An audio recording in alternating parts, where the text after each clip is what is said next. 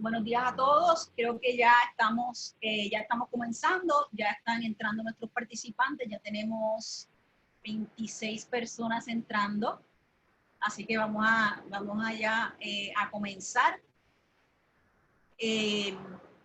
Aprovecho para decirles que damos siempre 2 o 3 minutos para las personas que van entrando, 2 y 1, 2, 3, 4 y 5, tengan oportunidad de entrar también y aprovechen. Así que vamos a aprovechar la oportunidad para darle alguna información introductoria. Mi nombre es Olga Chapman, participo en el Corredor Afro, junto a sus fundadoras, Maricruz Rivera Clemente, que nos acompaña hoy, y Marta Moreno Vega. Hoy también nos acompaña Ice Díaz, que también es parte fundamental de nuestro Corredor Afro. Y tenemos como invitado el día de hoy a el profesor que ya es querido para nosotros, querido profesor Jorge Chinea, que nos acompaña también vía Zoom. Cuando entran, encontrarán que sus micrófonos están en silencio para permitir que podamos discutir mejor en el conversatorio. Más adelante tienen disponibilidad de hacer sus preguntas.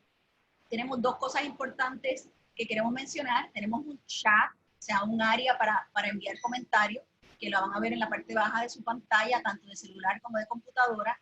Tenemos también un área de Q&A o de Q&A, donde nos gustaría mucho que sus preguntas las dirigieran a esa área particular, porque esa área nos permite contestar preguntas, decir cuáles ya están contestadas y atendidas, y también si hay una duplicidad de preguntas, nos permite saber que hay varias personas interesadas en el mismo tema. Así que eso se lo agradecemos muchísimo.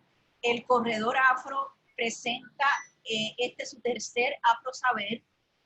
Los Afro Saberes están diseñados para traer voces afro, o voces que tratan temas afro, desde una diversidad de perspectivas, desde la comunidad, desde la academia, desde la investigación y desde una multiplicidad de saberes. Por eso lo llamamos así. Queremos empezar a archivar estas conversaciones. Es importante que sepan que el Corredor Afro tiene una página en Facebook, también en Instagram y en YouTube. Todos nuestros Afro Saberes, ya los primeros 2 se encuentran en nuestra página de YouTube. Para los que no tuvieron la oportunidad de verlo, pueden entrar a nuestra página, YouTube Corredor Afro. Y también, ya al final de la presentación, también les decimos que nosotros somos un proyecto sin fines de lucro, que es esta copy desde Maricruz Rivera Clemente y Marta Moreno Vega con Creative Justice Initiative. Su aportación, tanto su aportación económica, su aportación de talento, su aportación de comentarios e ideas es bienvenida y la pueden enviar directamente a info@corredorafro.org.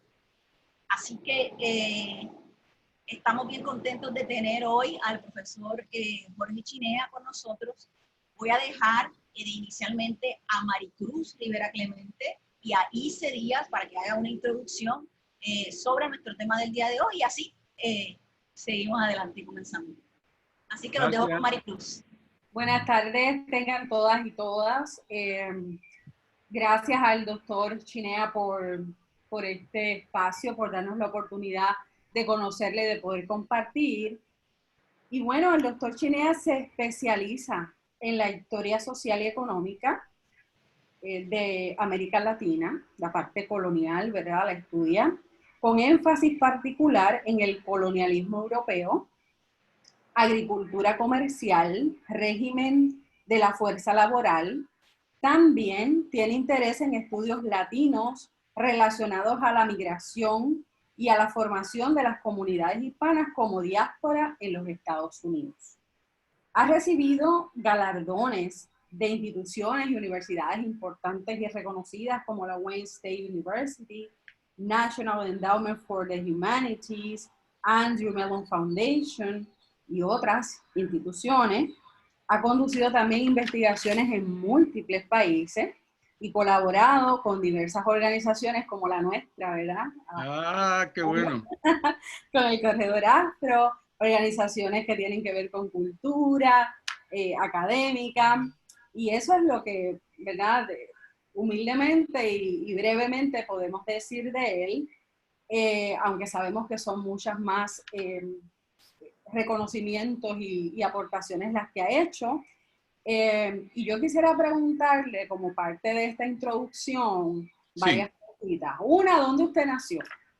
Bueno, yo nací en el pueblo de Toalta, pero a la edad de meses, mi abuelo, que era un trabajador de la caña, nos llevó a Trujillo Alto y desde la edad de los 5 años en adelante nos mudamos de Trujillo Alto al barrio Monacillos de Río Piedra. Ah, bueno, o sea que estamos ahí cerquita, porque Monacillo, Piñones, Loíza, como que... Eso, sí. Entonces, tengo curiosidad con saber de dónde sale el chinea. Yo nunca escuché un boricua que se apellide Chinea. Cuando yo nací en Puerto Rico y crecí en Puerto Rico, mucha gente me decía, ahí va Jorge Chimenea, bota humo. Era un modo de mofarse, ¿verdad? Ay, qué cruel. Sí, pero había una señora que era trabajadora social en una escuela y me preguntó, me dijo, mire, ese apellido es bien raro. Y yo tengo una persona que conozco que es chinea, posiblemente sea familia tuya. Pero mi mamá siempre me dijo que era una familia sola y yo nunca supe hasta que llegué a Estados Unidos, me puse a estudiar. Ahí fue que me enteré que el apellido vino de las Islas Canarias. Es un apellido indígena de una gente que se llamó los Guanches, que era una población autóctona de las Islas Canarias que se radicó en esas islas saliendo del occidente africano, de la zona de Morocco, de la zona norte africana, y ellos se mudaron a esas islas y de ahí vino el apellido. Ay, qué bien. Mire, pues me deja con la boca abierta, como decimos aquí, porque me sorprende, no tenía esa curiosidad. Y también nos interesa saber por qué, valga la redundancia, su interés en la trata negrera, que es el tema más central de hoy. Bueno, hay varias razones que me han impulsado a estudiar este tema. En primer lugar, como yo nací y me crié en Puerto Rico de una edad joven, en una comunidad multicultural, tener gente de diferentes razas y colores y demás, fue una cosa normal para mí. Vivir en Harlem, en los Estados Unidos, en la 118 entre Madison y Quinta, me dio como una introducción a la cultura afroamericana. Y luego, después que yo me fui a estudiar a Binghamton University, comencé a tomar cursos de African American Studies. Los cursos de América Latina en Binghamton a veces estaban cross-listed, estaban cruzados con los cursos de African American Studies. Y además, yo me casé con una mujer afroamericana. Y entonces eso fue 43 años atrás. Así que de largo es el camino. Pero más reciente, el interés con el tema comenzó con un viaje que yo hice a la Biblioteca del Congreso de los Estados Unidos, de US Library of Congress. Yo fui ahí con una beca del Andrew W. Mellon Foundation y me puse a investigar en 2 secciones que tienen que se llama The Puerto Rican Collection. Habían 7 cajas de una colección específica. Yo vi 6 de ellas. Terminé mis 3 meses de internship que estaba ahí. En esos 3 meses me fui. Me quedé con la curiosidad de qué habría en la caja 7. Nunca la vi.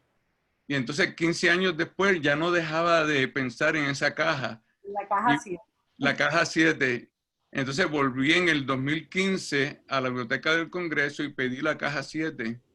Y cuando la abrí había un volumen encuadernado en cuero.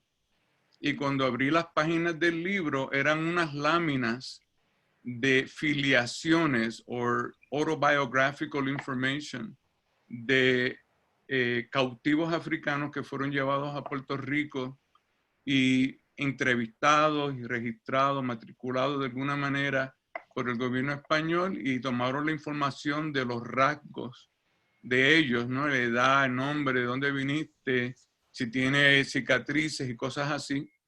Y me dio mucha curiosidad. Y entonces ese día que encontré la caja, le pedí a la bibliotecaria si podía hacer fotocopia. Ella me dijo, ahí está la máquina y es gratuita. Wow. Yeah.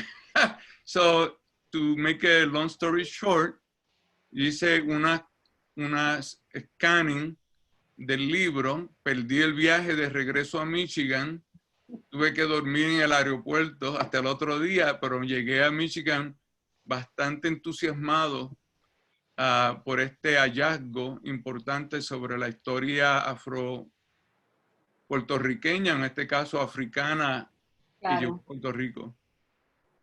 Súper, qué bien. Bueno, pues yo creo que ha sido súper interesante el conocer un poquito más de esa parte humana y de esa parte, ¿verdad? Admiramos a los académicos y solamente leemos su biografía profesional, pero la parte humanitaria, la parte del ser humano que está ahí, que se creía, que se cree, que, ¿verdad? Que crece en nuestros barrios, en nuestras comunidades, en nuestros espacios. Es importante también saberlo, así que gracias y lo dejo con la compañera Ise. Te iba a decir antes que nos vayamos de aquí, que ese fue la primera impresión que yo me llevé de ese libro. Es exactamente lo que tú dices, que cómo osaron una gente en el pasado, ¿no? En llevarse niños del África para traérselos a otra parte del mundo para ser esclavizados. Ese fue el elemento clave que me motivó a mí para adentrarme en esa investigación. Claro, hay un dato que nosotros hemos tenido acá en Loíza con relación a ese mismo barco negrero.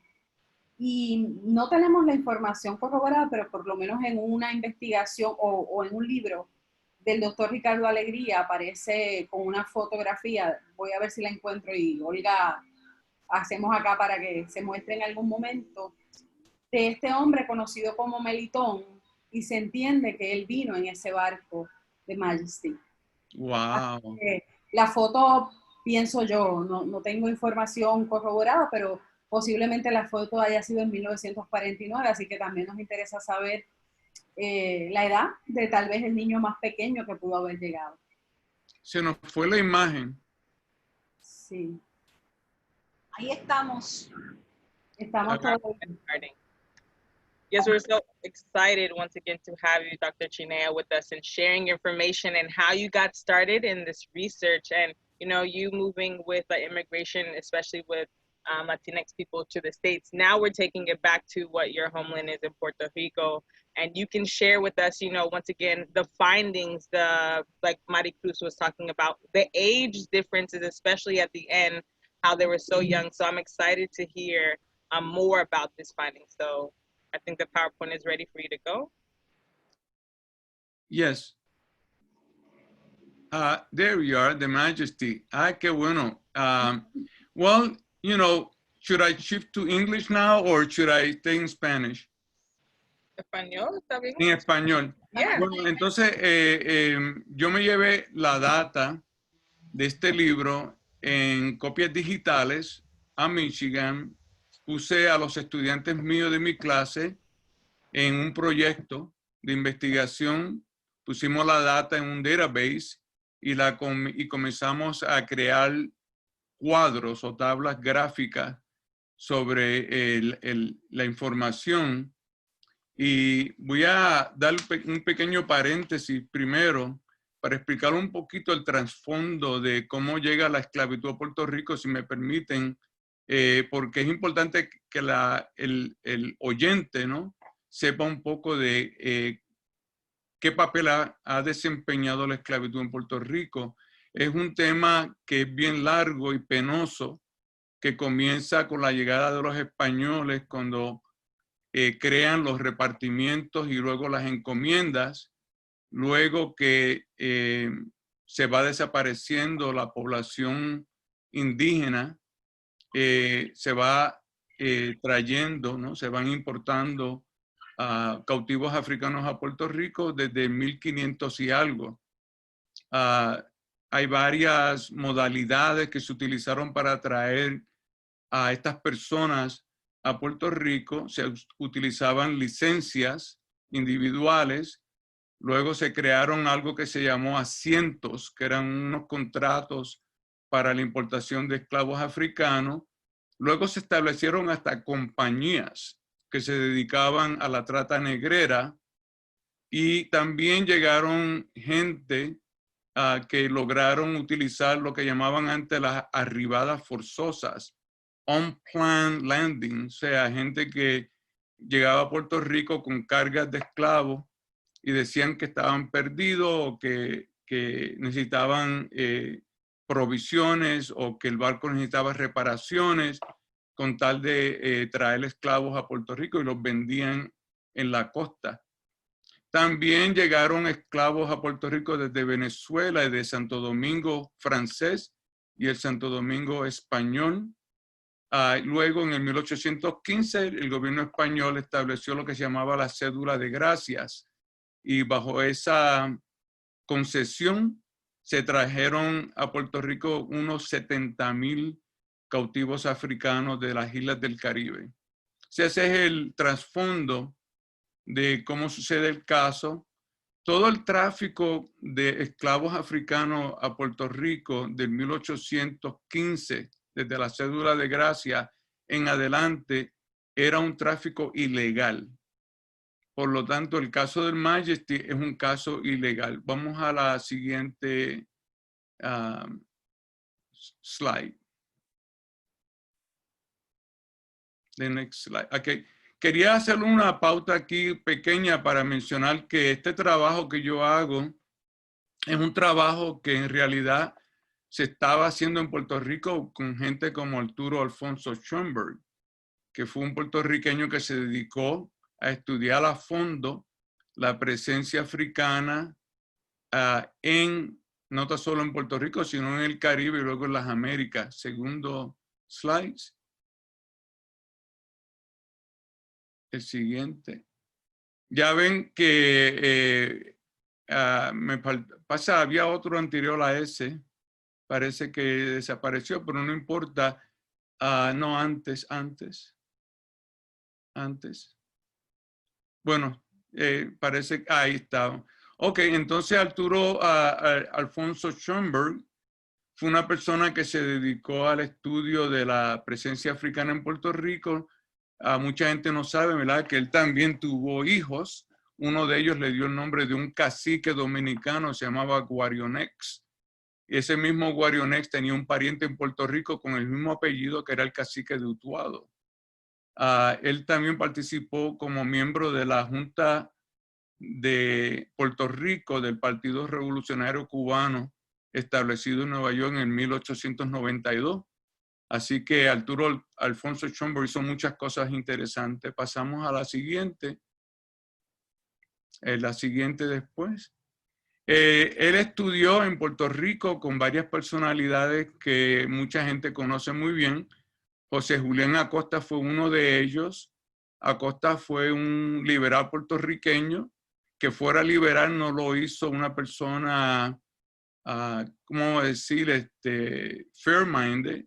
Él era un conservador en ciertas áreas de su vida, pero apoyó a los estudios de Schoenberg. Acosta fue estudiante del padre Rufo Manuel Fernández, que fue un padre que llegó de España, casi escapado o echado de España por sus ideas liberales. Y el padre Fernández, a su vez, fue el producto de la época de la Ilustración. Este fue un padre ilustrado que enseñó química, física, matemáticas y botánica, entre otras áreas en Puerto Rico.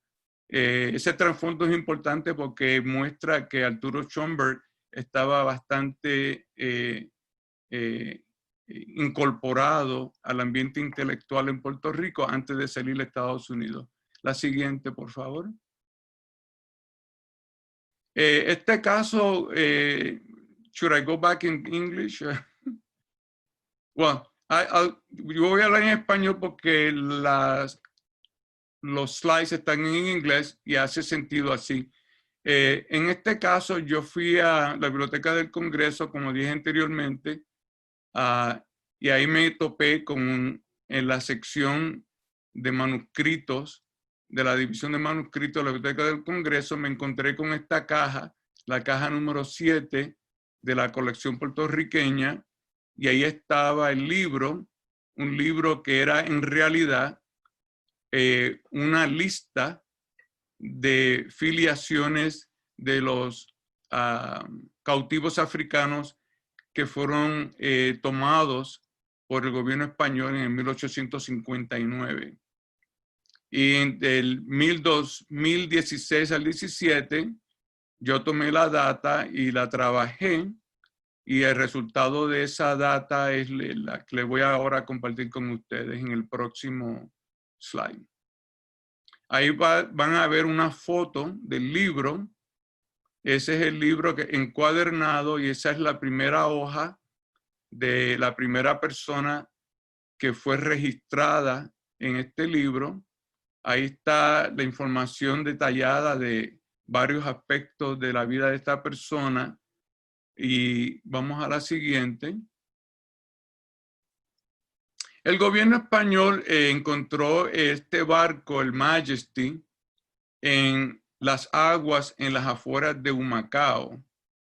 Ese barco había encallado, venía cargado con cautivos africanos que le llamaban antes esclavos, y el barco, a la llegada de los españoles, ya había estado bastante tiempo en el área. Por lo tanto, por lo menos 300 de los cautivos habían sido desembarcados, y al ser desembarcados fueron vendidos en el área, y de esos nada se supo. O sea que en el pueblo de Humacao y en algunos pueblos cercanos pudieron haber llegado al menos 300 de los cautivos que estaban en el barco Majesty. 75 de los mismos que estaban en el barco fueron sacados de Puerto Rico y llevados a Cuba. Del resto que quedó dentro del barco, los españoles tomaron 434 de ellos y se los llevaron a un barracón en las afueras de Cataño, y ahí los pusieron. Yo pienso que en el camino, en la ruta desde Humacao a San Juan o hacia Cataño, que pudieron haber muerto un sinnúmero de cautivos, que pudieron haber sido 50, 100 o hasta 200. Yo estimo que la cantidad de cautivos que llegó en ese barco pudo haber sido entre 1,000 y 1,500 personas. Vamos a la siguiente. La pregunta clave que este caso suscita, que nos pone a pensar un poco, es cómo ubicar el caso del Majesty dentro de la historia de la trata negrera. Segundo, ¿quién financió esta expedición negrera? Tercero, ¿a dónde iba dirigido ese barco? Cuarto, ¿quiénes eran las víctimas y de dónde llegaron? O sea, ¿de dónde nacieron o de dónde vinieron? ¿Qué sucedió con esas personas luego de haber sido llevados a Cataño y de ahí distribuidos en Puerto Rico en diferentes sitios? Y por último, ¿qué revela el caso del Majesty sobre la naturaleza de la esclavitud en Puerto Rico? Vamos a la siguiente. Ok, en primer lugar, para contestar la primera pregunta, el caso Majesty fue parte del comercio triangular que se desarrolló a partir del siglo XVI y terminó en el siglo XIX. Era lo que antes se llamaba la globalización. Lo que hoy llaman la globalización, este es el primer ejemplo de la globalización. En este caso es una globalización de mercancía humana, donde se van trayendo mercancías de Europa, se intercambian esa mercancía, que es una mercancía que no tiene mucho valor. Creo que en francés le llamaban pacotil, o sea, pacotilla, cosas de poco valor, y canjeaban esa mercancía de poco valor por cautivos africanos en la costa africana, y de ahí se los llevaban en barco a través del Atlántico hasta que los depositaban en varios países de las Américas. Luego los ponían a trabajar en diferentes faenas agrícolas, ganaderas, mineras, trabajo doméstico, y el producto de ese trabajo, la materia prima, era exportada a Europa. De ahí que llegaba el oro, la plata, llegaba el algodón, llegaba todos los productos agrícolas, el cacao, el café, bueno, un sinnúmero de productos que hicieron que Europa se convirtiera en un país, en una área industrializada y poderosa. O sea, este comercio triangular enriqueció a Europa, empobreció a África y hizo de las Américas una área de explotación. Vayamos a la siguiente slide.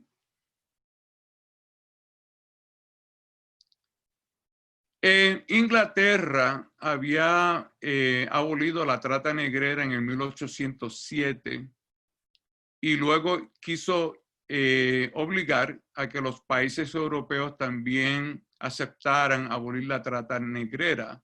España se vio obligada a hacer un tratado con Inglaterra, por lo cual accedió a abolir la trata negrera. No que la abolió, sino que aceptó abolir la trata negrera. Y entonces en el 1817, 1820, 1835 y 1845, España firmó por lo menos 4 tratados o acuerdos internacionales para darle fin a la trata negrera. If I may put that into English, in 1817, 1820, 1835, and 1845, Spain signed 4 agreements with England to end the international slave trade. They only signed the agreement. They didn't actually abide by the agreement. Entonces, el caso del Majesty es el caso de una trata negrera que era prohibida, era ilegal, porque de alguna manera continuó siendo, funcionando, de modo tal que llegamos al 1859 con lo que pudo haber sido el último barco negrero que llegó a Puerto Rico. So the case of the Majesty would have been the case of the hidden, forbidden, illegal trade in Puerto Rico, and the 1859 case of the Majesty would have been the last case or the last known case of enslaved Africans taken to Puerto Rico. Okay, next. Próximo, por favor. Entonces aquí vemos en esta lámina, ¿no? Que el comercio de esclavos fue dominado inicialmente por los europeos. Luego, a partir de 1830, los Estados Unidos se convierten en el país más envuelto en el tráfico ilegal. Aparentemente, según hemos estudiado y hemos visto en las publicaciones de otros autores, los Estados Unidos se convirtieron en uno de los participantes más activos en el tráfico negrero por el hecho de que sus barcos no podían ser revisados por la Marina Naval inglesa. O sea, Inglaterra interceptaba los barcos en el medio del mar a ver si venían con esclavos, y si los venían con esclavos, se los llevaban al barco al África y los liberaban, supuestamente. Si estaban cerca de América, de algún país de América, de las Américas, entonces traían el barco a esa área y allá supuestamente los liberaban. Estados Unidos no permitía que sus barcos fueran revisados por la Marina inglesa. Por lo tanto, podían hacer el tráfico y nadie lo sabía. El estado de New Orleans o Luisiana y el estado de Nueva York fueron las áreas más importantes en las operaciones que se daban desde Estados Unidos en la tráfico negrero. ¿Es ICE? Yeah, so I think it's very interesting, the point how this research, right, you found this box in the States, right? And this, right. Them showing their part in it because these documents were found there, not in Puerto Rico, right? Were you did you find anything in Puerto Rico when you began this research in Majestad, or did you only find research about it in the United States to show its connections and its play in the illegal trade? My sense is that this particular case ended up in the United States because in 1898, the U.S. took over Puerto Rico during the Spanish-American War, and they seized all of the Spanish documentation and took it to the United States. Some of it ended up in the Library of Congress, and some of it ended up at the National Archives. So what they had in the United States at the Library of Congress was probably documentation that they got from Puerto Rico, and the rest of it is at the Archivo General de Puerto Rico.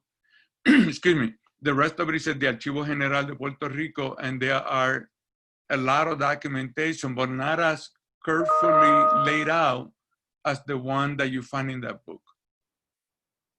In other words, I didn't find the láminas with the filiaciones as such that I found at the Library of Congress. Somehow they got separated. So what you have in Puerto Rico is supplemental information on the case, but not that particular book, which is strange, right? Which suggests to me that someone along the way may have appropriated part of the records of this particular case. And let me also say, and this is very important to say, the Spanish officials in Puerto Rico repeatedly informed the government in Madrid that, look, the French, the British, even the United States consulate are looking us over. They know that we're allowing slave ships to land in Puerto Rico and doing the best I can. This is the officials in Puerto Rico. We're doing the best we can to conceal the fact that these are illegal shipments. What do you want me to do? Guess what the reply was from the Spanish government? I would like you to burn the files of any cases of illegal slaves that have been landing in Puerto Rico, because we do not want not even the taxation that is collected on the numbers of those slaves to be on the actual books in Puerto Rico.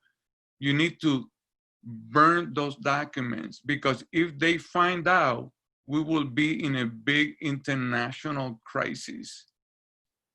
So that is letter by letter what I read from the Secretary of State, or the equivalent of the Secretary of State in Spain, to the governor of Puerto Rico. So this was a very, you know, what you would say, a clandestine activity. They knew that it had international repercussions, and they kept it, you know, under wraps. Okay, next slide. Aquí vemos en este slide, ¿no?, que la revolución del azúcar llegó a Puerto Rico y Cuba a partir del último tercio del siglo XVIII, y durante el siglo XIX, Cuba y Puerto Rico se transforman en productores del azúcar, con Cuba siendo el país más importante de los dos.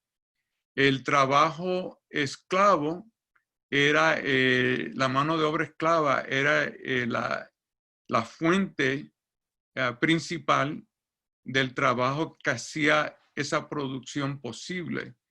De modo tal que se trajeron a Cuba entre 1820 y 1870 500,000 cautivos africanos. Sin embargo, esas cifras no se encuentran en la documentación de Puerto Rico. So what I was saying is that even though the sugar revolution started in the Caribbean, in the Spanish Caribbean, in the latter part of the 18th century, and that Cuba and Puerto Rico became major producers of sugarcane and the derivatives of sugarcane, like molasses and rum, 500,000 slaves were imported into Cuba illegally between 1820 and 1870s, but those same figures are not available for Puerto Rico, meaning that the Puerto Rican government did a better job of concealing the numbers of enslaved Africans that were entering the island. However, there would not have been as many as the ones in Cuba. As I mentioned before, I calculated 70,000 between 1815 and 1845, and I would have to assume that another 50 or 70,000 more entered illegally during that same time. Next slide. Aquí vemos el puerto de Humacao, el pueblo de Humacao, que está en la zona oriental de Puerto Rico, cerca de las Islas Vírgenes, de la isla de Vieques y de Culebra.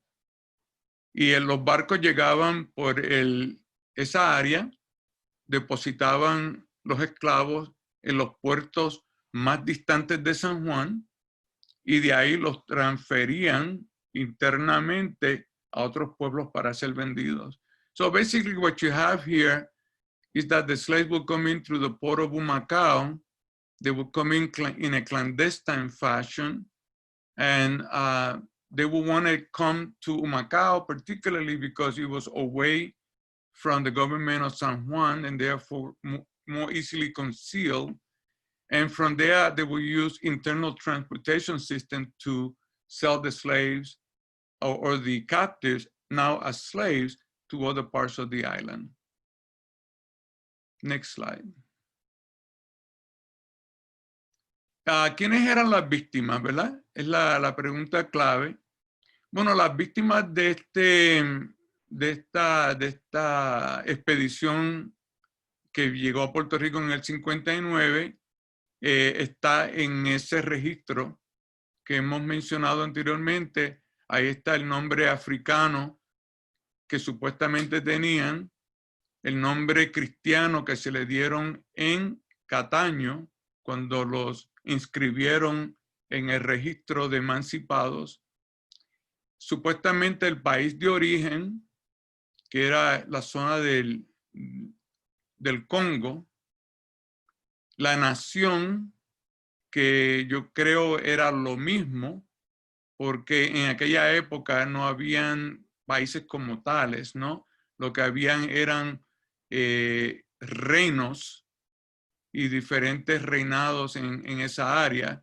Y luego había un listado de la edad, la estatura, el color, la forma de los ojos, la boca, la nariz, la textura del cabello y las cicatrices de las personas que llegaron. Quiero también anotar que las cicatrices no eran todas cicatrices hechas en África como tipo cultural. En algunos casos eran números que le ponían los negreros antes de salir del África para identificarlos al momento de la venta. So I just want to point out that the body markings on the bodies of the captives were not all typical scarifications that were done in Africa for some type of cultural, political, or other reasons. These were scarifications that were made, some of them by the slave traders, in order to identify the merchandise, right, that they were attempting to sell upon the arrival in the New World or the Americas. Aquí estamos con este cuadro. Dime. Antes de pasar a esto, ¿recuerda algún nombre de algún grupo étnico o nación? Hay algunas naciones, yo las tengo por acá. Déjame ver. Hay unos, creo que en una de los slides hay algunas identificaciones. ¿Puedo moverlos hacia adelante? A ver cuál, alguno de ellos dice las naciones. Sí, un poquito más adelante. Un poquito más. Otro más. Ahí está. Esas eran algunas de las identificaciones que yo encontré en las listas, ¿no? Que algunos eran del Congo real, otros del Congo Boma, del Congo Musicongo. Estos eran grupos étnicos dentro de la región del Congo.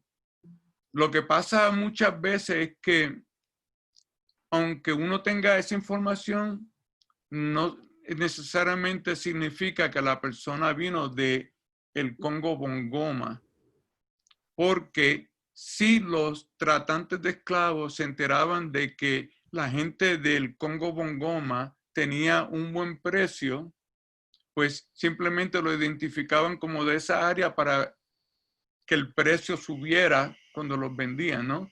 O sea, que eran invented categories. Se inventaban las categorías con tal de incrementar el precio. Sí, por asunto económico. Exacto. Había una motivación económica detrás de estas identificaciones. Pero es posible también que algunos de ellos reconocieran que ellos fueron de esas áreas, que eran nativos de esas áreas o oriundos de esas áreas. Volvamos a las anteriores. Ok, esa es la edad, esa es que da una idea. Vamos a la anterior. ¿Había una anterior de esta? Ok, bueno, vamos entonces a la siguiente. La gran mayoría, 80% de la carga humana que llegó en el Majesty eran niños o adolescentes entre la edad de los 7 años hasta los 18, vamos a decir.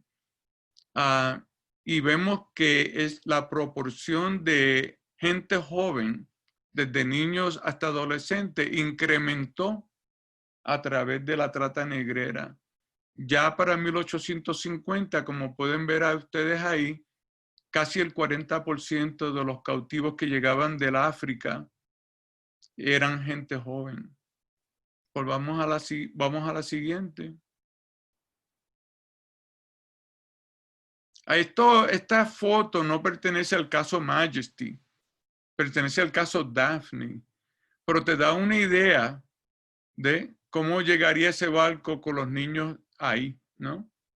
Si hubiesen sido adultos, no estuvieran arriba, estuvieran abajo encadenados, pero a los niños les resultaba más barato a los tratantes de esclavos porque se ahorraban las esposas y se ahorraban la guardia que usualmente necesitarían para controlarlos. Esa era parte de la lógica de capturar niños. As I was saying that in this photograph, it's not from the Majesty itself, but it gives you an idea of how the children would have been transported. Because they were children, they would be allowed to stay at the top of the ship on the upper deck because they pose no threat. Had they been adults, they would have been chained up at the bottom of the ship, and they would have had guards surrounding them in that area of the ship. Vamos para la siguiente. Ahí pueden ver una distribución por edades, right? This is the age and sex distribution of the captives. If you add the three numbers on the percentage column, 37.7, 19.7, and 24.4, they add up close to 80%.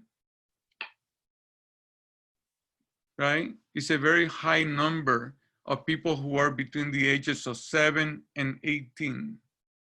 Notice that the majority of the captives are boys, they're not females. Most of these are young males. There's a lot of reasons for that. which I cannot get into because the time does not allow. But in some cases, in some African nations, maybe in the Congo region, women were both reproducers as women of children, but also producers in the field. And they had a higher regard for them in some of these nations, the people that would not allow them to enter the slave trade. But for some reason, the boys were more vulnerable than the females in this particular instance. Vamos para la siguiente. This will give you a feel for the area of the Congo that this particular group came from. If you look at the Congo River following that line, you'll notice that it goes deep into Africa, into the interior of Africa.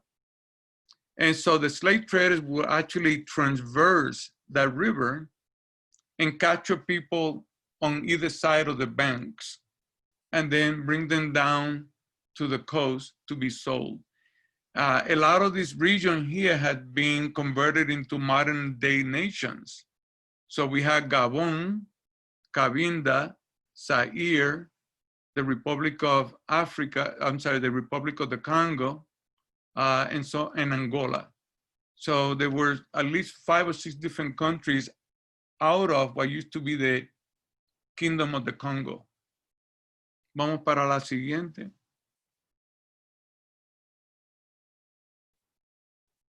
Next. Okay, so we've seen this other map. Ven ahí ese otro mapa.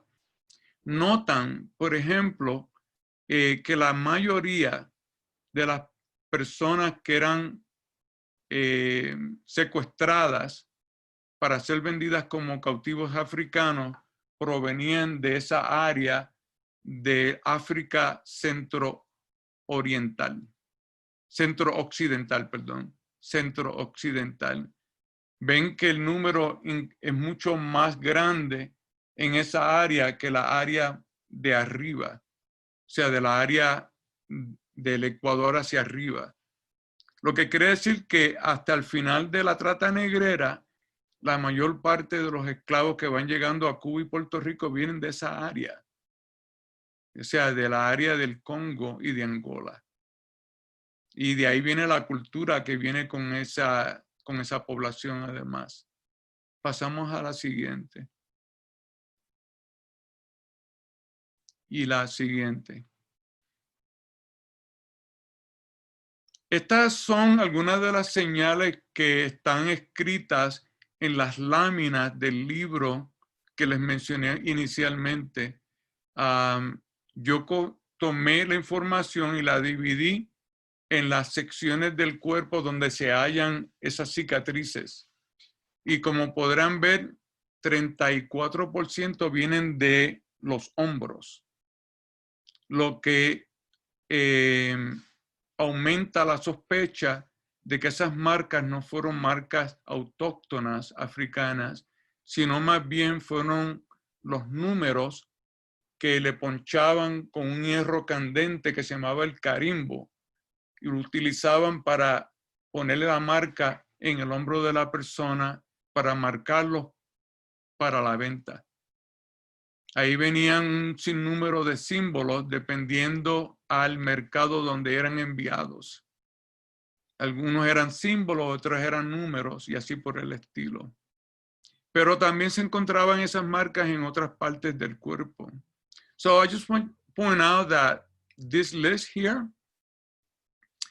represents the body markings on the register that I found at the Library of Congress.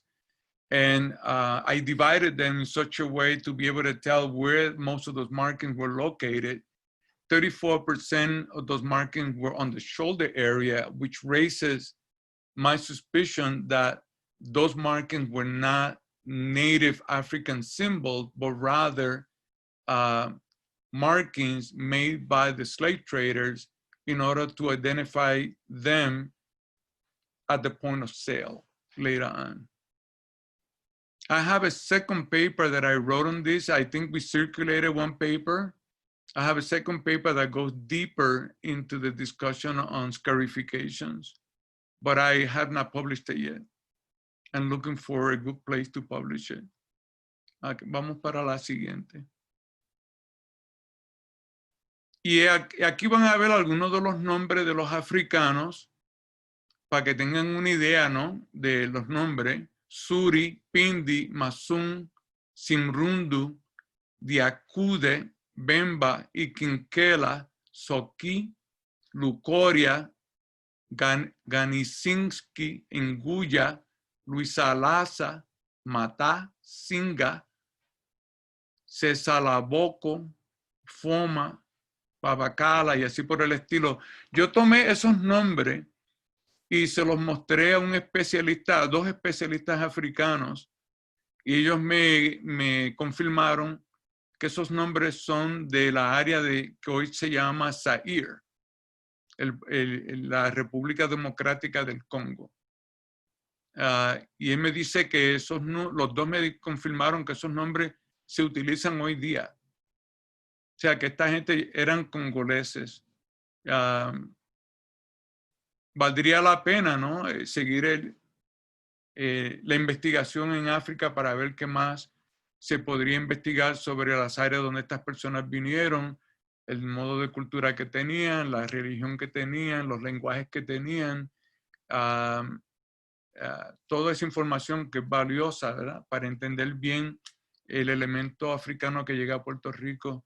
These are the peculiar body markings and the names of the Africans as inscribed in the register. And you can tell the various names of the people. Later on, the Spanish will change Suri for a Spanish name, Pindi for a Spanish name, and so on and so forth. I have both the Spanish name and the African name. So you can use the Spanish name to trace them in Puerto Rico.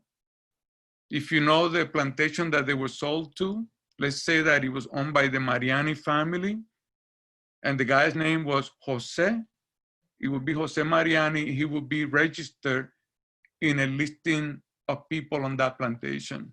So you can actually track some of these people in Puerto Rico if you devoted time to that. Quería aquí mencionar que estos son los nombres africanos que yo encontré en el registro de los emancipados que encontré en la Biblioteca del Congreso, y que los españoles le cambiaron esos nombres a nombres cristianos.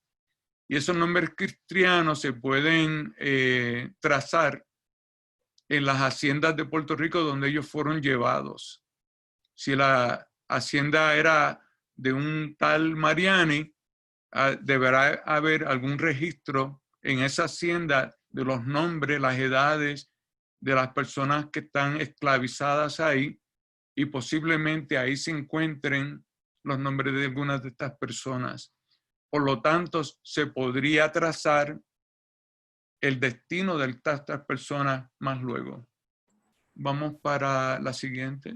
I'm curious to know if you've gone deeper to find a family, you know, to maybe see if there's any connection, if they're still holding on to like their cultural traditions. Did you find a particular family that you're interested to see if you can kind of tie them back to their family tree? I would like to do that, but I haven't gotten that deep yet.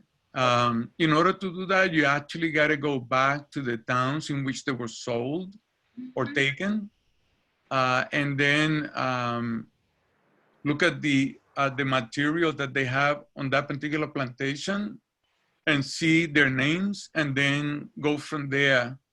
A lot of the captives were liberated in 1864.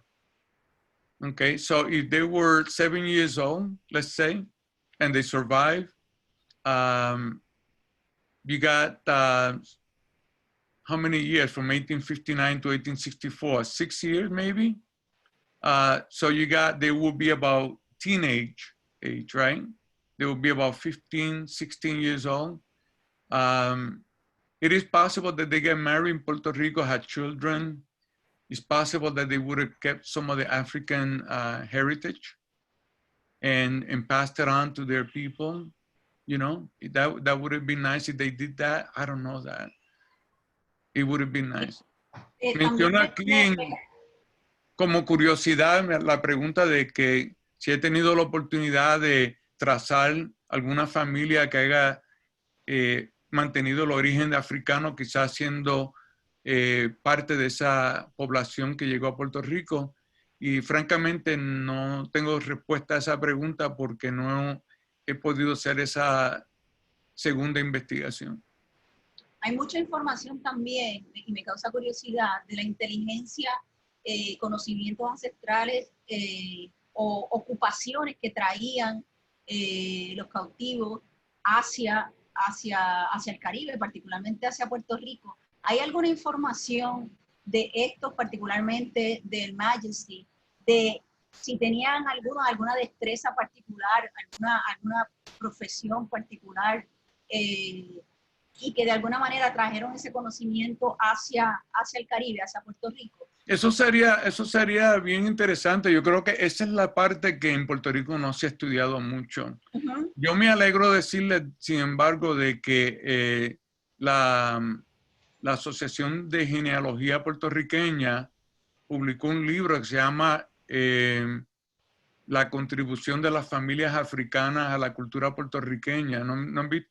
Un libro bastante bueno. Yo tengo una copia de ese libro y ese libro tiene los nombres de las personas esclavizadas en Puerto Rico y dónde vivían y dónde estaban radicados y cosas así.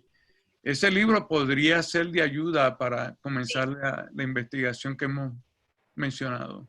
Me parece interesante que algunos de los símbolos, como menciona, artistic symbol, que tuvieran alguna relación con destrezas o particularmente algún trait que hacía.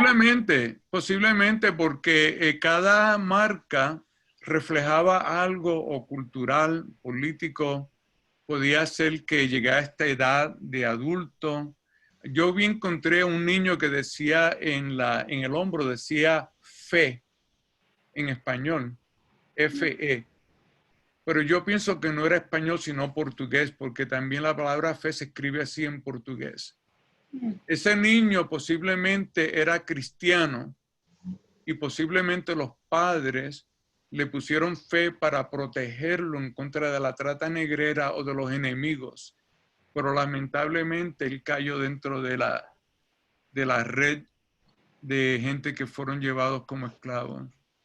Pero hay un sinnúmero de significados que se podrían estudiar dentro de ese registro de emancipados sobre las raíces culturales de los cautivos. Vayamos a la siguiente. Bueno, entonces habían 434, ¿verdad? Al final se creó una junta protectora que para mí no tiene mucho valor porque la junta protectora no era otra cosa que 3 o 4 personas que se dedicaban a repartir los esclavos. O sea, la junta protectora recibía peticiones en Puerto Rico de diferentes haciendas que le decían, I am short of slaves, I need X number, can you send me some? Entonces era una junta que decía, recibía peticiones de Puerto Rico que decían, estoy escaso o me faltan tanto número de esclavos para la zafra, quiero saber si es posible que me envíen algunos emancipados del caso Majesty, supuestamente para educarlos. Pero educarlos en Puerto Rico en una hacienda quería decir explotarlos, ¿no? Ahí no había una educación. La Casa de Beneficencia era la institución que se dedicaba a hacer esa transición. O sea, la Junta Protectora los enviaba a la Casa de Beneficencia y de ahí los distribuían a los diferentes establecimientos en Puerto Rico que se dedicaban a la agricultura o la ganadería.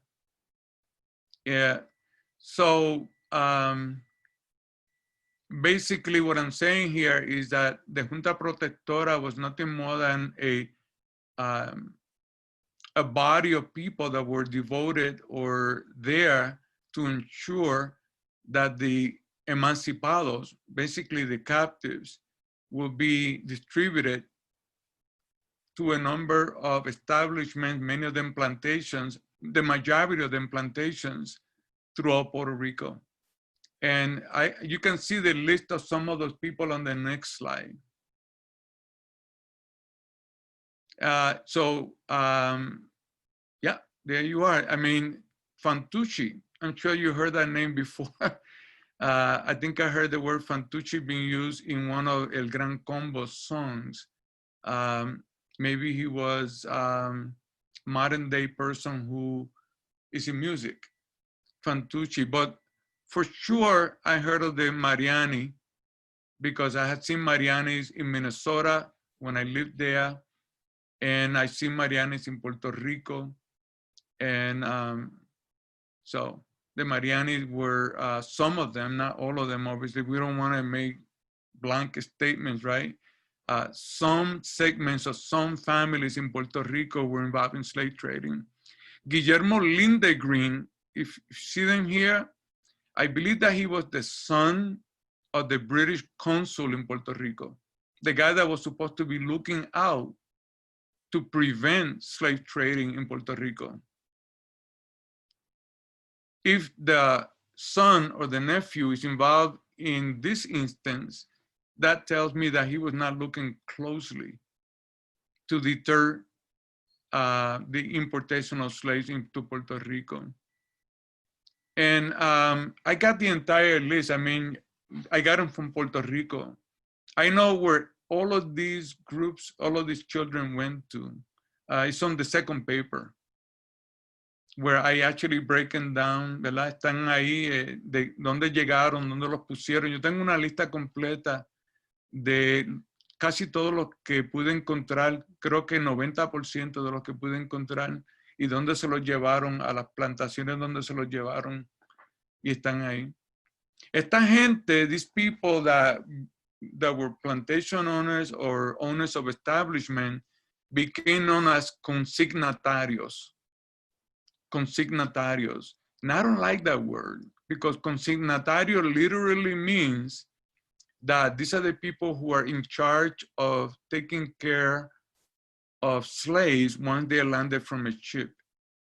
Consignatario is a very specific term used in business in Puerto Rico to designate the front men who receive shipments of slaves for distribution. In other words, it's like the contract employee who makes sure that, okay, they landed 300, I got them, I'm gonna go ahead and sell them for you, and I'll send you a check later on. So the consignatarios is not a good name. You know, if you're gonna name trustees, consignatarios is not a good name, but that's the word that was used, which also reveals that in the eyes of the people at that time in Puerto Rico, these particular emancipados were slaves. Even though technically they were liberated from that ship, they were still being viewed by and large as slaves. And the consignatario, as the title being used for the designee or the owner of the plantation, tells me that they saw themselves as slave owners. Las pagas que les daban a los cautivos, no se las daban a los cautivos, se las daban a los consignatarios. I'm sorry, let me rephrase that. When the Spanish allocated the cautivos from the Majesty among different plantations, they required each of the plantations to pay the Spanish government a fee for taking those children onto their plantations. So essentially the children were being paid, but the payment did not go to the children, it went to the Spanish government. You see that? And so la paga que se le daba a los niños venía de el dueño de la plantación directamente al gobierno español, no a los cautivos. O sea que los cautivos nunca recibieron pago por el trabajo que hacían en las plantaciones. Eso también es una indicación de que ese trabajo no era un trabajo remunerado. It was not work that you were getting paid for. You were basically working for free at somebody else's plantations. Entonces volvamos al anterior por un segundito nada más. One of the things that I found out about these plantations or these establishments where the children were being taken to is that a lot of them will write to the Spanish government later on within a week, 2 weeks, 3 weeks, a month, and report that they had 20 emancipados from the Majesty and that 10 died. We're sorry that 10 died. We cannot pay you for those 10 because they die, right? But then I began looking closely to see what was really taking place. And what typically took place is that the owners of the plantation report the children as dead and then rename them with another name, like Miguel, Pedro, Jose, and call them part of their plantation labor force. And the Spanish will not be able to tell the difference later on. So, algunos de los dueños de estos establecimientos y plantaciones, inmediatamente de recibir la carga de niños que llegaban para supuestamente ser indoctrinados, educados y demás, en la primera semana, la segunda semana, la tercera, la cuarta semana, hacían un despacho directamente al gobierno diciendo de que de los 20 que recibieron, 10 habían muerto. Y que por lo tanto no iban a pagarle al gobierno por esos 10 porque ya habían muerto. Pero en realidad lo que hacían era que renombraban a esos niños con los otros nombres, porque ellos nunca presentaban los cadáveres.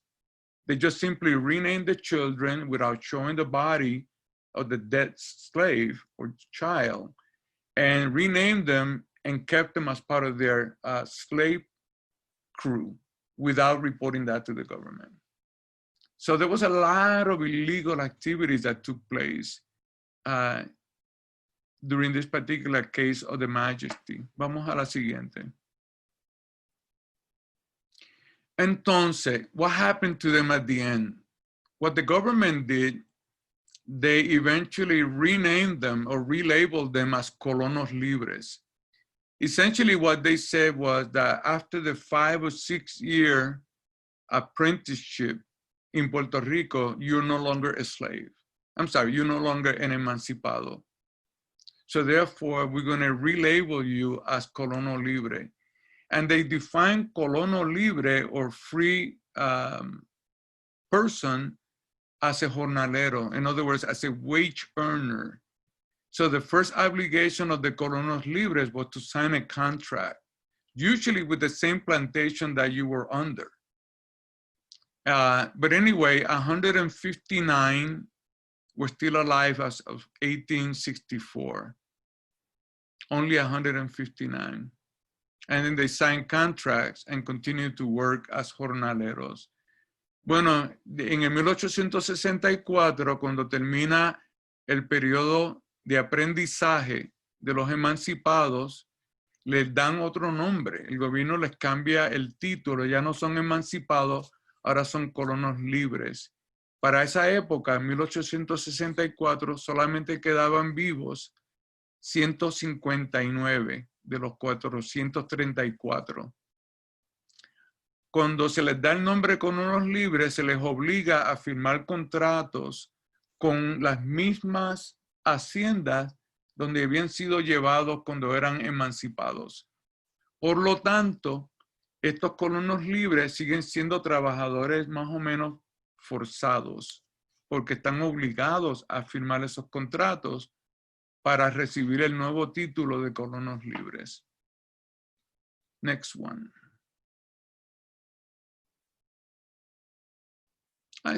So that kind of summarizes everything that I have for now, and I will welcome any questions from anyone about it. There's many Hay unas questions. cuantas preguntas. Sí. Millones de preguntas. La primera de María Elba. ¿Tú puedes leerlo, María Cruz? Sí, Olga? sí. Okay. Tenemos una pregunta de María Elba Torres y dos preguntas. Primero, ¿cuán cierto es que en Puerto Rico la población esclavizada de los siglos XVII y XVIII era muy baja en relación a otras islas? Sí, era bastante baja. En Puerto Rico la población esclava siempre fue menor, pero no porque no se necesitaban esclavos. Yo creo que hay que entender esto, ¿no? It's not because there were no need for slaves. It's just that Puerto Rico had a huge peasant population and they were already mixed people. So many of the agregados and jornaleros in Puerto Rico filled in for what would have been otherwise a slave population.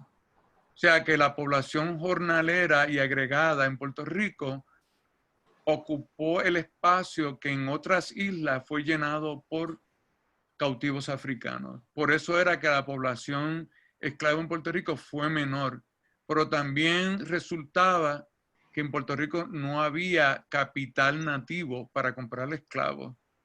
Entonces, por esa razón, tampoco se importó mucho esclavo en Puerto Rico en el siglo XVII y el XVIII. La mayoría de esclavos que vivían en Puerto Rico eran esclavos de contrabando. Entonces, María Elba Torres hace otra pregunta también interesante de los movimientos de emancipación que habían en la época. Sí. Si hay alguna relación entre la trata y el Grito de Lares, o sea, los esfuerzos de emancipación que llevaron al Grito de Lares, y si se sabe de alguna participación de africanos o africanas en esos eventos.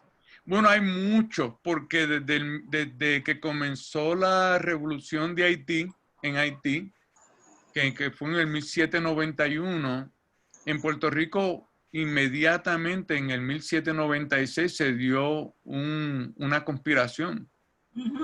Y después de ahí hubieron unas 20 o 25, no sé cuántas, pero hubieron varias decenas de casos de sublevaciones, conspiraciones y rebeliones de esclavos que se llevaron a cabo. En algunos casos hubieron casos de por lo menos 1,000 o 1,500 esclavos que se rebelaron. En algunos casos tomaron las armas, se llevaron la casa del rey, que era la casa de alcaldía donde estaban las armas, y se apoderaron del pueblo. Y se batieron con los españoles y eso sucedió. O sea, hubieron muchos casos así. Así que hubo mucha rebeldía, pero la rebeldía más importante en Puerto Rico era el cimarronaje. El cimarronaje, que era cuando el esclavo simplemente se escapaba de la hacienda y se iba para el monte. Por eso que la música puertorriqueña tiene mucha referencia al monte, como un sitio de liberación. Sí. Pero además de eso, hubieron personalidades puertorriqueñas que se dedicaron a divulgar los movimientos abolicionistas y trataron de impedir que siguiera la trata y luego trataron de abolirla. Sí, que vieron por lo menos 3 o 4 modalidades relacionadas con la reacción antiesclavista. The next question says, can you share some of the Spanish names that were translated? You have like Wet'suwit'en, the different names. Do you have some of them you could share? I wish I could, but I would have to open another screen on the computer. Okay. I could, however, send you a spreadsheet after the talk, and you can share it with people. I know that one of them was Agapito, there was, Luisa, stuff like that.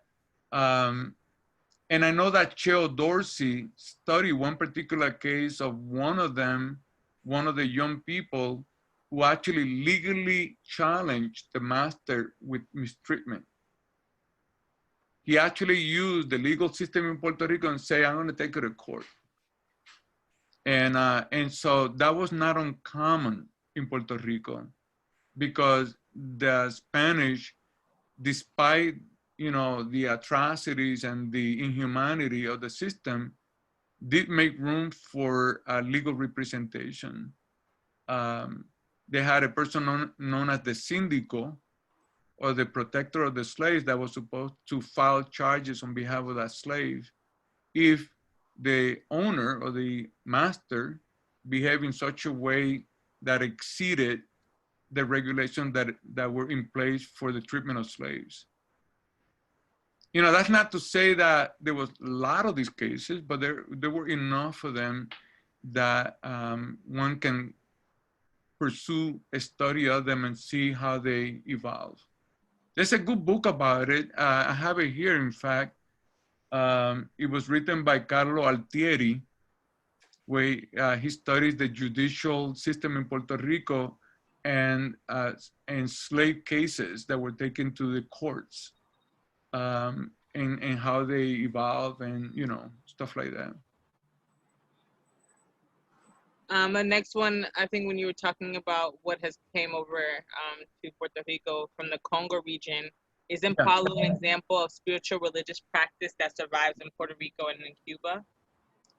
You know, I wish I knew. When I was growing up in New York City, you know, my mother had a good friend from Monacillo who also happened to have relocated to the U.S., and we helped her get settled in the U.S., and she passed away a few years ago, but she became a santera. And she told me that she studied Santeria in Haiti during just a few years after Papa Dac Duvalier died, you know, the president. And I went to one of the ceremonies. I know, I wasn't supposed to, but it was a cleansing ceremony. And I remember that that at one moment she talked to El Congo, you know? And so that tells me that at least the Santeria that she was practicing has some connection with the Congo region. So I remember, you know, the expression El Congo in the conversation. And I also talked to our good friend, what's his name? Allende, who teaches in Puerto Rico, Noel Allende, right? Noel Allende. He did a doctorate at University of Michigan on ethnomusicology. Teaches in Puerto Rico, maybe at the Center for Puerto Rican, at the Center for Advanced Studies on Puerto Rico and the Caribbean. And he was telling me a little bit about some religious practices in the Congo region, maybe Palo Monte or something that he thought came from there, but I cannot be sure of that. The next one says, can you name the, you were mentioning a book, I'm not familiar exactly, earlier. Raza y Trabajo. That book? Posiblemente. Creo que había una mención del libro La contribución del negro, me parece que era. Sí. O el libro de la Asociación de Genealogía Puertorriqueña. Sí. Yeah, in fact, I have it here somewhere. No tengo el, mira, aquí lo voy a, me excusan un segundito, lo voy a buscar el título. Se llama La aportación de las naciones africanas a la sociedad puertorriqueña. La aportación de las naciones africanas a la familia puertorriqueña, perdón, a la familia puertorriqueña. By who? Who's the author? I think it's called the Genealogical Association of Puerto Rico. Let me get the book right. Hold on. Can you get me back on video and I'll show you the image? Sure. I don't know if you can get me back in. I'm holding it right here. It has a woman on the picture. And it sells for about 40 or 50 bucks. And I ordered my copy and it came in the mail. It may be exhausted, you know, in other words, it may be unavailable. Sociedad Puertorriqueña de Genealogía. Sí. And it's published in 2012. Un buen libro. Y tiene un listado de todas las personas de origen africano que ellos encontraron en diferentes iglesias y demás lugares. Posiblemente hagan algunos nombres del caso de Majesty en este libro. No he tenido la oportunidad de revisarlo. Y ese es tomo 3, o sea que son varios tomos. Son varios, pero los demás tomos son de isleños canarios y así por el estilo. Este yo creo que es uno solo. Y el otro libro que le mencioné es el libro de Carlos Altieri, que tiene que ver con los litigios de esclavos en Puerto Rico en el siglo XIX, where he examines different legal cases that took place in the courts of Puerto Rico involving slaves that essentially challenged legally masters for whatever reason. Hay unas cuantas preguntas adicionales por acá. Una de ellas dice, ¿cuán buen documentados están esos levantamientos que mencionaba de personas esclavizadas en Puerto Rico? ¿Cuán están documentados los qué? Los levantamientos. Hay por lo menos 2 libros. El libro de Baral, Conspiraciones y Rebeliones de Esclavos, Sí, que es el libro clásico. Yo fui estudiante de él y yo me recuerdo haberle participado en esas discusiones, porque el libro salió después que yo fui estudiante de él. Y el otro libro creo que es Carmelo Nistal algo, un libro que se llama Negros prófugos y esclavos en Puerto Rico, 1770 a 1800 algo. Es un libro importantísimo. Importantísimo. No están muy documentadas. Tiene bastantes casos en ambos lados, en los 2 libros. Yo creo que esa área en Puerto Rico está bastante bien documentada, pero como yo mencioné anteriormente, a mí me está que la modalidad que se dio en Puerto Rico muchas veces fue el cimarronaje, donde el esclavo decía, yo no voy a ganar esta pelea, ¿no?, frontalmente con el gobierno español y sus aliados, pero si me escapo al monte y no me encuentran, gané. Y de ahí que sale ese elemento en la música cubana y también en la música puertorriqueña con el son cubano, son montuno y toda esa cuestión. El monte es como símbolo de la libertad. Así es. También nos preguntan que si el gobierno de Puerto Rico ha tenido conversaciones sobre indemnizaciones o reparations, o si ha asistido a algún movimiento de indemnización como movimientos en otros lugares de América, en Puerto Rico específicamente, para las poblaciones afro que fueron esclavizadas. Yo sé que en Estados Unidos se han dado varias iniciativas para tratar de ganar reparaciones o dinero, ¿no?, para las personas que fueron esclavizadas y demás. Yo no sé en qué estado está la discusión, pero sí lo he leído en algunos casos. Es un tema controversial, ¿no? Porque por un lado tiene posibilidad de triunfar, por un lado. Por el otro, pues va a ser bien difícil probar, ¿no?, los casos en específico. Sí les puedo mencionar que estuve, antes de comenzar la discusión, entré a una página web y encontré que el gobierno inglés, cuando en el 1834 declaró la abolición de la esclavitud en el Caribe inglés, ellos se obligaron a pagarle a los dueños de esclavos, ¿no? Por cada esclavo que tuvieron, el gobierno inglés dijo, yo les voy a pagar a ustedes. Y ese dinero no se pagó hasta hace poco. O sea que nosotros, las potencias europeas, ellos recompensaron a los dueños de esclavos, pero no recompensaron a los esclavos. ¿Tú me entiendes? Claro. Las cosas al revés. Las cosas al revés. Pero hubieron casos en Puerto Rico donde la gente sí se defendió en las cortes y ganaron. Yo recuerdo un caso que les puedo mencionar bien breve de una joven que llegó a Puerto Rico como a los 20 y pico de años, creo que se llamaba Sofía. Tendría que, todavía no he citado ese caso en ningún lugar. Ella se fue donde el gobierno en Puerto Rico y les dijo que ella no era esclava. Y el gobierno le dijo, no eres esclava. ¿Y cómo que no eres esclava? Porque tú estás en esta plantación, dice que el dueño es tal y fulano. Y dijo, no, yo no soy esclava.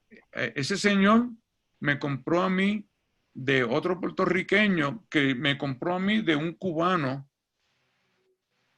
Y entonces hicieron una investigación, resultó que ella fue una niña de 8 o 9 años raptada en la costa de Jamaica por un corsario cubano, ¿no? De un español posiblemente. Y ese corsario le dijo a la niña que van a invadir a Jamaica y nosotros venimos a ayudarte. Métete en el barco para que no te lleven. O sea, le mintió. Y entonces se la llevó a Cuba y allá la vendió. El cubano la vendió, el gobierno se enteró, cuando la niña tenía como unos 10 años por ahí, se quejó al dueño de la casa, de la plantación. Ese señor se quejó al síndico, el síndico llamó al gobierno, el gobierno le dijo al dueño, mira, ¿dónde está la evidencia, el contrato de venta de esa niña? Y él dijo, pues es que se me perdió, lo tengo por ahí, deja buscarlo.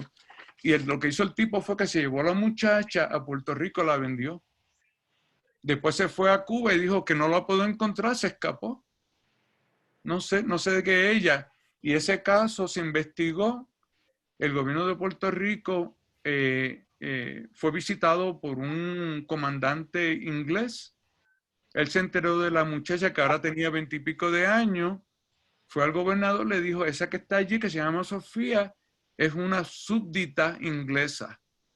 Usted tiene una súbdita de mi país en su poder. Es ilegal. Yo quiero que usted me dé esa muchacha. Y se la llevó en el barco y se la llevó a Jamaica y allá la liberaron. Eso fue un caso bien interesante que está documentado en Puerto Rico, que yo lo encontré.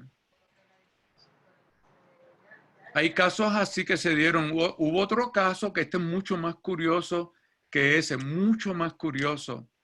Llega una esclava, una joven esclavizada a San Tomás.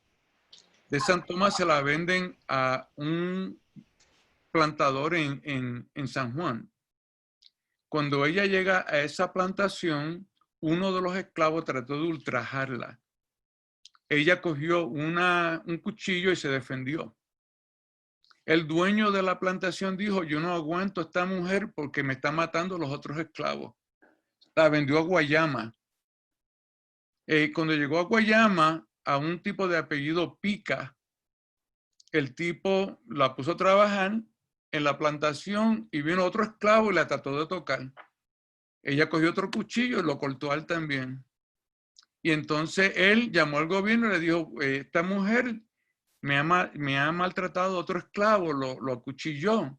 ¿Qué vamos a hacer con ella? Le hicieron entonces un caso de corte, ¿no? Y dijeron a ella, como tú no eres good slave, no eres una buena esclava, te vamos a deportar para San Tomás para que vayas allá y nunca vuelvas a Puerto Rico. Porque ya se quejó en Puerto Rico de que la venta de ella era ilegal. Hicieron un caso de manumisión, o sea, de liberation. El caso ya lo ganó, el gobierno dijo, ganaste el caso, pero ahora no te puedes quedar en Puerto Rico, te vamos a echar para San Tomás, te vas para allá. Ella se fue a San Tomás, ¿verdad? Allá se casó con un francés. El francés dijo, yo no aguanto en San Tomás, me voy a ir a Puerto Rico a hacer dinero. Y se la llevó, como están casados. Llegó a Guayama, ¿ok?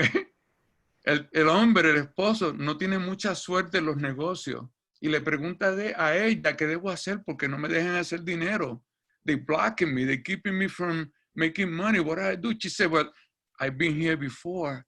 I know the legal system. Déjame enseñarte qué tienes que hacer para lograr el éxito que tú quieres, ¿ok? Y ella le dijo, mira, esto, y esto, y esto, y esto, y esto. Y el hombre de la noche a la mañana se hizo un montón de dinero, el esposo.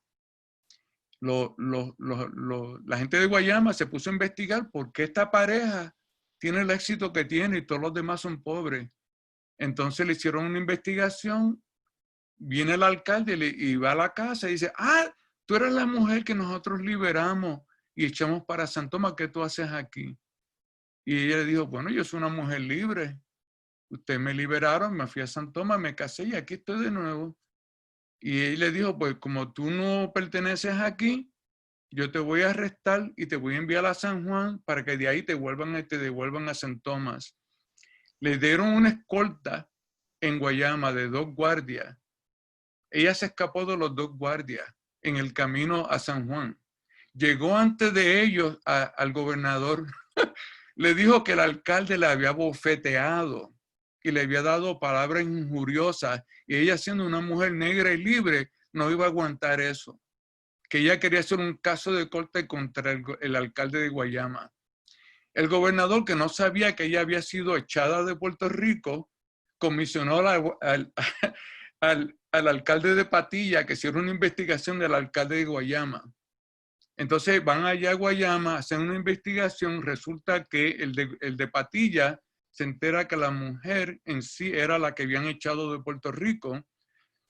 Él le dice al gobernador, mira, esa mujer la habíamos echado de Puerto Rico, volvió ahora a buscar problemas y la volvieron a echar de Puerto Rico otra segunda vez. Eso fue un caso interesantísimo porque ella... esa guerrera. Ella es una mujer guerrera, ella no se rindió. Ella se fue a San Tomás, pero hizo que su esposo hiciera dinero en Puerto Rico. Esa es una ¿Cómo se llamaba esa mujer? Por ahí tengo el nombre. No, tampoco lo he utilizado para ninguna publicación. Creo que está en el libro mío de Race and Labor in the Hispanic Caribbean.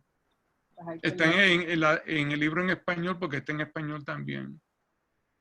Ese libro es gratis, by the way. No tiene costo, está en línea, en español. Yo creo que ya mencioné el caso de ella ahí. Pero esos son casos que se dieron que son súper raros, pero muy interesantes porque demuestran lo que yo llamo el autopoderación de la persona. You know, that self-liberation, that self-emancipation thinking that says, I am not going to take it. You know, I have rights and I'm going to use them. Y son casos así interesantes. Mari, ¿tenías un comentario?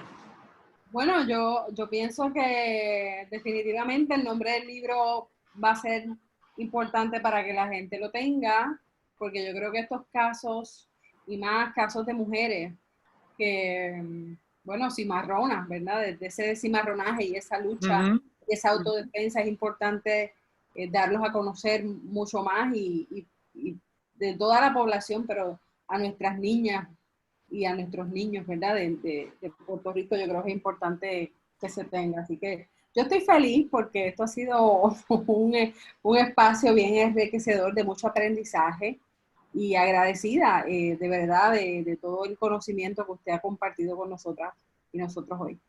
No, a la orden. Y hay varios casos más de mujeres negras, mulatas, que también fueron culpadas de instar a la rebelión, de seducir esclavos y convencerlos de que no siguieran siendo esclavos, de que se rebelaran o se escaparan.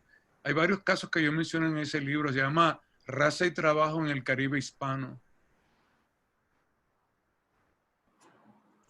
Muy bien. Totalmente gratis porque lo publicó la Escuela de Estudios Hispanoamericanos de Sevilla junto con la Oficina del Historiador Oficial de Puerto Rico. Pues ese es un libro que todos tenemos que tener. Está bueno, está bueno. Yo creo que ayuda en algo, ¿verdad? Humildemente. Claro que sí. Tenemos Pues dos nada, preguntas adicionales por acá, pero sé que estamos cortos de tiempo, así que nos gustaría también que todas las preguntas que tengamos pendientes y cualquier otra pregunta, recomendación y comentario, nos envíen sus preguntas, sus comentarios, sus recomendaciones a info@corredorafro.org. Y ahí pues continuamos una conversación interesante, ¿verdad? No que, hemos estado, yo diría, en un banquete, ¿verdad? De todo este tema, de este barco, y nos han preguntado muchísimas cosas sobre documentos de la iglesia, investigaciones en detalle, nombres, cómo el gobierno de Puerto Rico manejaba los registros y demás. Hay muchas preguntas interesantísimas que pudiéramos retomar en otros Afrosaberes y que también nos gustaría, ¿verdad?, contestar en detalle. Así que con mucho gusto, tanto nosotros como el profesor Chinea, pues estamos en disposición de contestar preguntas con mucho gusto en info, nuevamente repito, info, info, @corredorafro.org. Y doctor Chinea, si usted quisiera hacer algún comentario final, pues con mucho gusto. Pues muchas gracias. ¿Sabe? Esto para mí es una cosa que me alegra mucho, porque tú sabes que los historiadores escribimos en soledad, ¿no? En soledad. El historiador siempre se encierra en un cuarto como este, que estoy en mi casa en este momento, y se encierran y se ponen a escribir. Mi esposa se pasa por ahí detrás de mí y dice: lo que te veo es la parte de la cabeza acá, porque no te veo la cara, porque siempre está detrás de la computadora. Pero nada, es un trabajo que se hace, y yo lo hago con el gusto de que la gente aprenda un poco de la cultura nuestra, tú sabes, y de los grupos oprimidos que son parte de la cultura puertorriqueña, que no se conocen muy bien. Eso es lo que me anima a mí a hacer este tipo de trabajo. En este momento estoy haciendo otro trabajo sobre las relaciones históricas entre la República Dominicana y Puerto Rico desde los tiempos precolombinos hasta fines del siglo XVIII. Estoy en eso ahora para presentárselo como un regalo al Instituto de Estudios Dominicanos en Nueva York. Tengo buenas colegas y amistades en ese instituto, y entonces estoy colaborando con ellos con este proyecto. Y es lo que estoy haciendo ahora. Estoy pronto a terminarlo, ya va bastante avanzado. Así que gracias por la invitación. Un placer conocerlas a todas y todos. Y espero que no sea la última vez. Ya cuando vaya allá por Loíza, sé que podré chocar con ustedes por allá, tomarnos una alcapurria de Jueyes y quizás una cervecita o lo que sea. También. Claro que sí. Pues muchas gracias, y gracias a todos los compañeros y compañeras. Hasta luego. Claro Que sí. pasen buen día.